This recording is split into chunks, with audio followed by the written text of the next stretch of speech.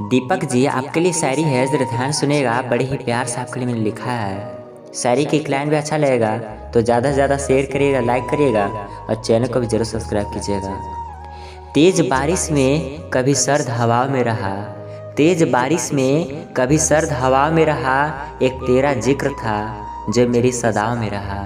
कितने लोगों से मेरे गहरे रिश्ते थे मगर, कितने लोगों से मेरे गहरे रिश्ते थे मगर, तेरा चेहरा ही सिर्फ मेरी दुआ में रहा, तेरा चेहरा ही सिर्फ मेरी दुआ में रहा।